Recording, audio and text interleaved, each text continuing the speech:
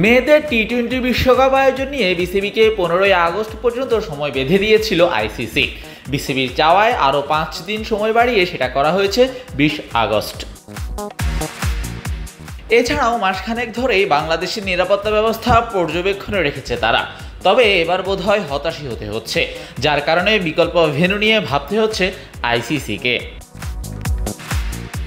একদিন আগেই ক্রিকবাজ জানিয়েছে ভারত নাকচ করায় সম্ভাব্য আয়োজক হতে যাচ্ছে সংযুক্ত আরব আমিরাত। যদিও আরব আমিরাত 10 দলের এই বিশ্বকাপে খেলার যোগ্যতা অর্জন করতে পারেনি।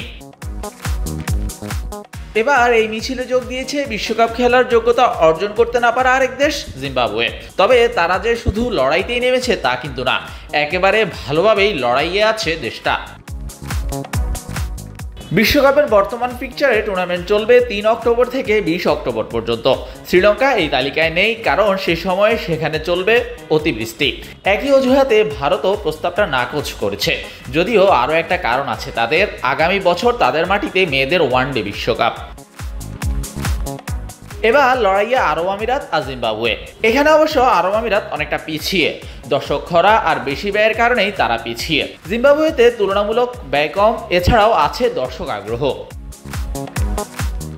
মেয়েদের এই টি-20 বিশ্বকাপ আয়োজন করলে এটা হতে পারে জিম্বাবুয়ের জন্য একটা প্রস্তুতির মঞ্চ, কারণ 2026 সালে তারা আয়োজন করবে অনূর্ধ্ব-19 বিশ্বকাপ। সহ আয়োজক হিসেবে আছে 2027 ওয়ানডে বিশ্বকাপে। সব মিলিয়ে লড়াইয়ে বেশ এগিয়ে জিম্বাবুয়ে।